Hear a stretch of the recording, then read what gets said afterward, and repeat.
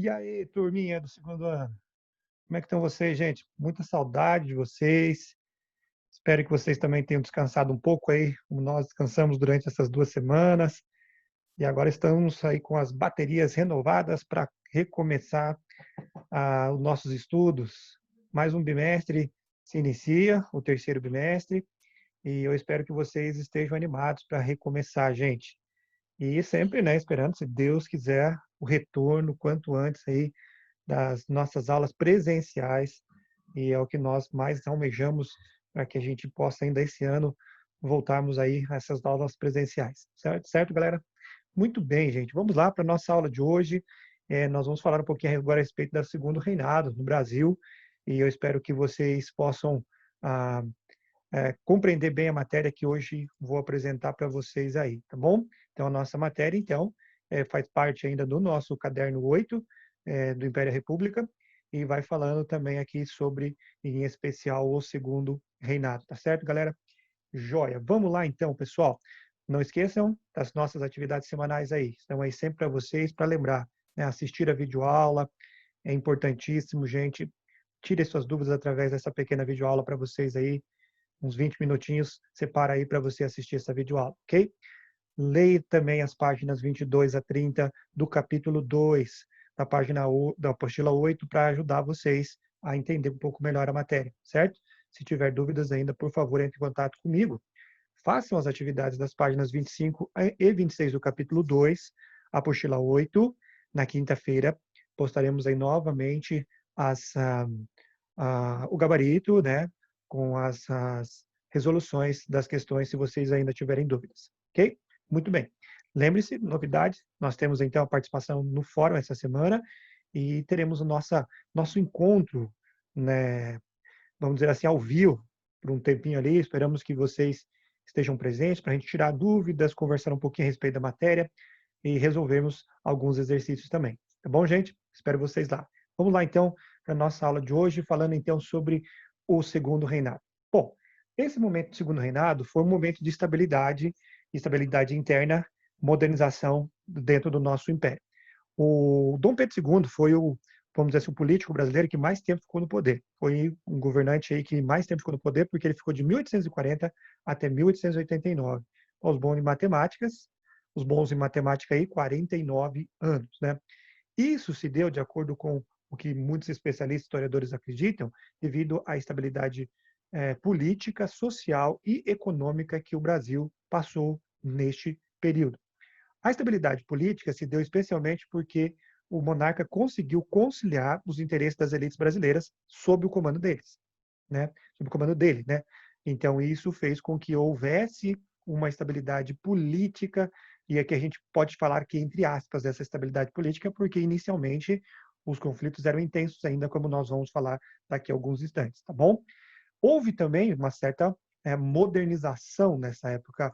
O Brasil passa por um período de realmente uma certa evolução, né? Por exemplo, no fim do século XIX, as transformações assim no cenário urbano brasileiro, como vocês podem ver nesse slide aí, introdução de bondes, construção de avenidas largas, como na nossa imagem que nós temos ali, indicam um esforço de modernização, especialmente do Rio de Janeiro, tá? Então, foi uma prosperidade inicial aqui que nós podemos ver aqui, que na medida que o século XX se aproximava, cada vez mais essa prosperidade foi acarretando em mudanças, né, que acentuaram-se especialmente na capital brasileira, que foi o Rio de Janeiro, né? E era algo que realmente ficou claro, especialmente ali na capital nacional. Porém, gente, a gente sabe, eles foram criando, por exemplo, gráficas, escolas, em diversas localidades, mas houve realmente um crescimento, uma evolução urbana nesse período.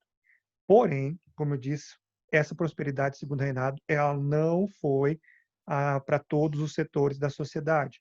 Nós temos, por exemplo, que essas transformações não aconteceram como, por exemplo, o fim da escravidão. Mesmo os imigrantes que chegaram aqui no Brasil, eles passaram duras penas antes realmente de ter a sua economia estabilizada aqui no nosso país, né? Outra coisa importante que a gente tem que lembrar é que essa modernidade ela foi visível mais na região litorânea e também nas regiões sudeste e sul do nosso país, né. Então, muitos aspectos ainda permaneciam como anterior, aspectos, sociais, e econômicos em outras regiões do nosso país. Então, essa prosperidade não foi vista em todos os lugares. Bom, gente, bom, então vamos lá, vamos falar um pouquinho a respeito da política do nosso país aí nesse período. No fim do período regencial, depois de todas as rebeliões acalmadas, né, naquelas revoltas regenciais que estudamos por último, nós temos aqui que os dois partidos que eram daquela época, né, que eram os partidos regressistas e Partido Progressista, eles vão se transformar em dois partidos agora cujo nome serão Partido Liberal e Partido Conservador, certo? Então, o Partido Liberal, com viés progressista, no sentido de que eles queriam, o desejo deles, por exemplo, era maior autonomia para as províncias, um, eram adeptos, a maior parte deles, do regime republicano, certo? Então, esse regime queria, sim, controlar o poder do imperador. Já o Partido Conservador, que é o partido regressista, vamos dizer assim, os membros do antigo partido regressista, eles desejavam uma centralização do poder e maior poder, certamente, para o imperador, certo? Então, esse é o momento aqui que nós vivemos. Aí a gente tem, por exemplo, que são aqui os dois partidos representados para vocês. Luzias, como eram chamados os liberais, e os saquaremas, como eram chamados os conservadores. Eles não tinham muita diferença no plano ideológico porque ambos eram membros da elite brasileira, né? Majoritariamente eram membros da aristocracia rural do nosso país e a maioria tinha nível superior e foram estudar em universidades europeias e tiveram, então, contato com as ideias do liberalismo. O que diferenciava das ideias do liberalismo era a intenção ainda desses políticos da permanência da escravidão, certo? O que é realmente contrário a qualquer modelo liberal, e mesmo, por exemplo, ao Partido Conservador, a manutenção da monarquia ao invés do regime republicano. Bom, então isso realmente é interessante, que ainda se mantinha essa estrutura, né? A estrutura é, para eles, mesmo sendo influenciados pelas ideias liberais que estavam percorrendo dentro da Europa. Bom, os liberais, eles se estabeleceram no governo através do golpe da maioridade, como nós estudamos, né? E eles começaram a adotar uma série de medidas visando, por exemplo, em especial, né, descentralização do poder e afastar cada vez mais essa elite conservadora do poder do nosso país, né? Entre essas medidas, eles, por exemplo, declararam a dissolução da Câmara dos Deputados e a convocação de eleições parlamentares. Essas eleições, inicialmente, foram eleições muito conturbadas, né, turbulentas mesmo, tanto que levaram o nome de eleições do cacete. Aí você vê uma representação no jornal da época, representando justamente isso. Por que que ficou chamado de eleições do cacete? Porque os liberais realizaram um pleito marcado especialmente pela violência, coerção violenta dos eleitores, e práticas fraudulentas foram muito utilizadas nessa eleição de 1842, aproximadamente, tá bom? Então você percebe que, infelizmente, ainda havia um clima de instabilidade. Tanto que depois, mais à frente, quase 10 anos depois, o nosso amigo Dom Pedro resolve fazer o Gabinete da Conciliação, onde ele vai escolher ministros, metade dos liberais, metade conservadores. Ele mescla, então, esses partidos para tentar conciliar ali. Os conservadores serão aqueles que ficarão mais tempo no poder. E isso é uma questão lógica, né? Lógico que o imperador vai querer mais os conservadores, porque o seu poder, assim, estaria mais, vamos dizer assim, conservado, mais forte com as ideias dos conservadores. Ah, gente, é interessante de falar aqui também que a estabilidade se virá, especialmente aqui a partir do final de 1848, quando se apresenta-se o parlamentarismo às avessas no nosso país. E por que ficou chamado de parlamentarismo às avessas? Porque no parlamentarismo comum é assim, está lá o parlamento, ele é eleito, né? E no parlamento eleito vai ter uma maioria partidária. O partido que tem essa maioria, ele tem o direito de escolher, então, o primeiro-ministro, né? Então, eles vão escolher dentro do parlamento, pelo parlamento é escolhido, então, o primeiro-ministro. No Brasil foi diferente. No Brasil, foi o próprio imperador quem indicava o presidente do Conselho de Ministros, que é o equivalente ao cargo do primeiro-ministro. Então, não há participação do voto. Ele se baseia no poder moderador, de que eu posso escolher e limitar os poderes dos outros, e assim, então, escolho esse presidente do Conselho de Ministros. Quando esse presidente, né, fosse contrário às suas ideias, rapidamente ele trocava esse presidente do Conselho de Ministros para assim manter a sua liderança bem forte. Bom, então esse é o chamado parlamentarismo às avessas, que ficou conhecido aqui no nosso país. Bom, nós temos também nesse período a Revolução ou Revolta Praieira, a Revolução Praieira, que acontece novamente em Pernambuco em 1848. O histórico pernambucano é de luta por independência, luta por melhorias sociais dentro do nosso país. E acontece mais uma vez no cenário pernambucano uma revolução. Essa revolução foi chamada Revolução Praieira.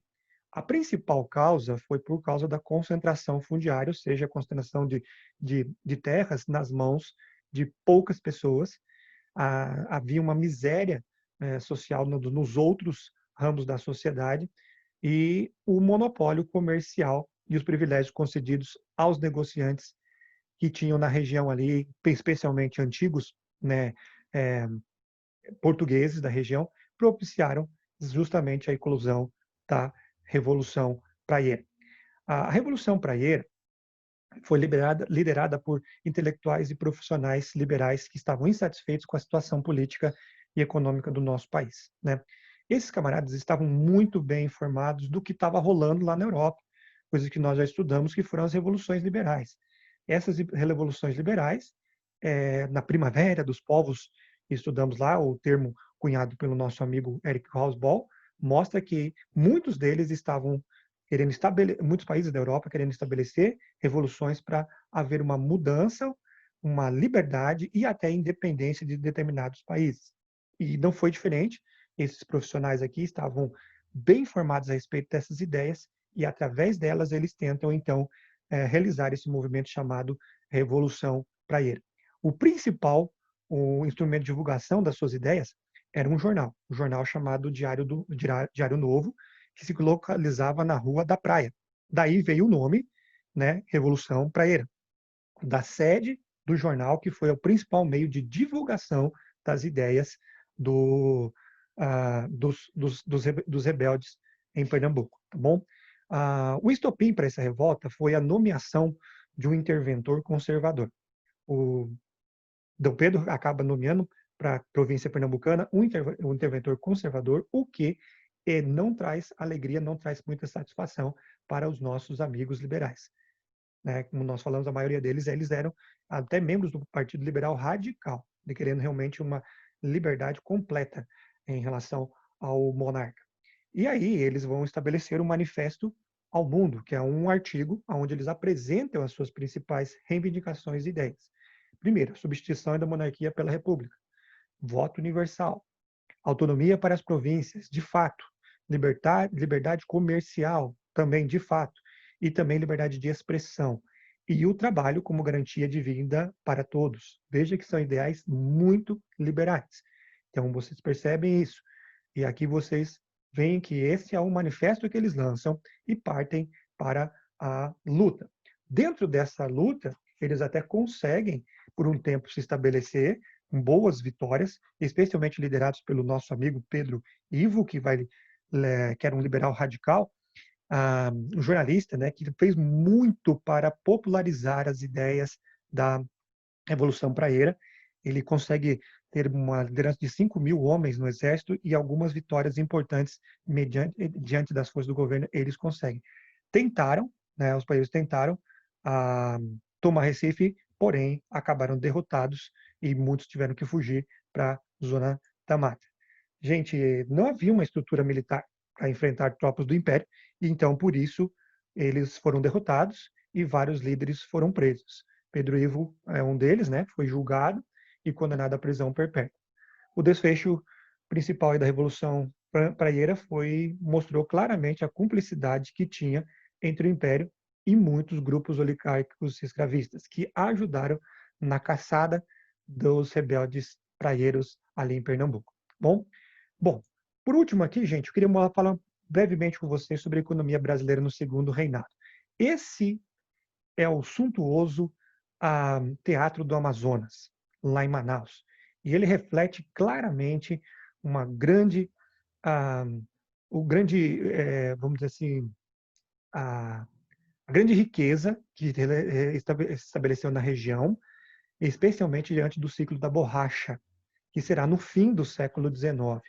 E todo esse projeto arquitetônico e quase todos os materiais usados ali, conforme vocês veem ali na decoração, veio durante o segundo reinado e vieram da Europa, certo? Então é interessante que mostra a gente claramente a prosperidade da região naquela época através da construção deste teatro. Porém, a borracha não foi o único meio, né, de riqueza. Na verdade, o principal meio econômico do Brasil foi o café.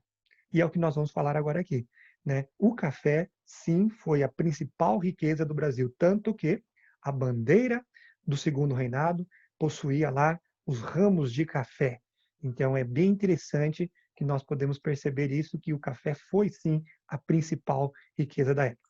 A economia brasileira na época aqui, gente, tinha uma economia ainda muito agrária, certamente exportadora, né, produz para exportação e consumidora de produtos industrializados que vinham de outros países.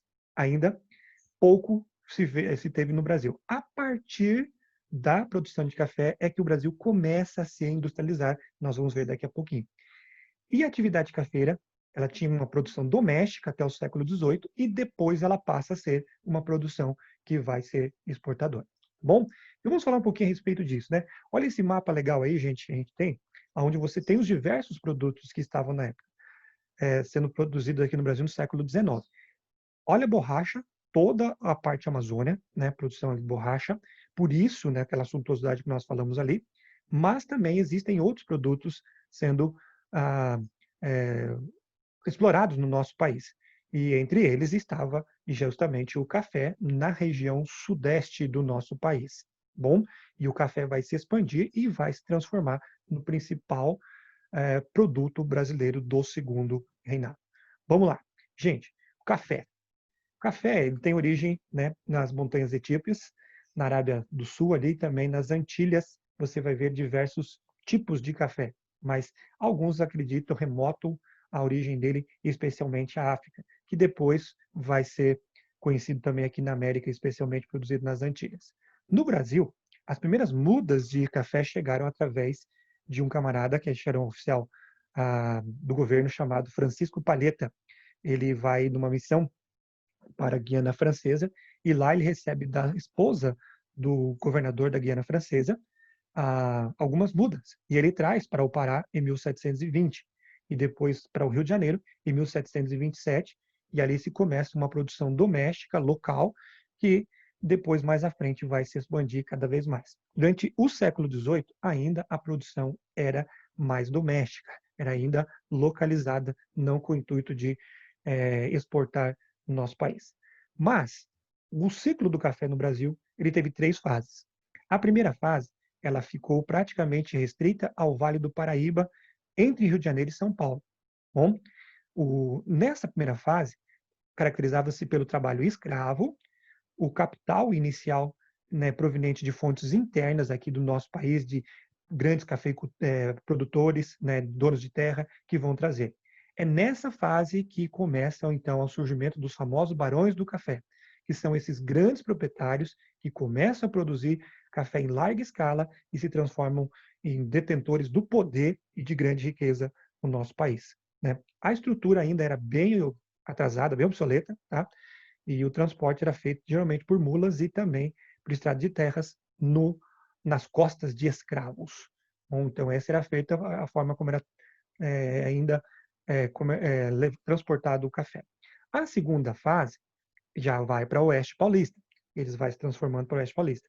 E aí começa a haver já a inserção do trabalho livre assalariado, especialmente com a vinda de imigrantes. Nós vamos ver daqui a pouquinho. Né? As ferrovias se estabelecem e vão sendo criadas aos montões a partir daqui, uma produção mais moderna, uma mentalidade empresarial e bastante dinâmica, né? E certamente migrações para essa região começam a ser bem constantes naquela esperança de uma vida melhor. Então essa região se transforma na parte mais populosa do nosso país, como hoje ainda é, ok?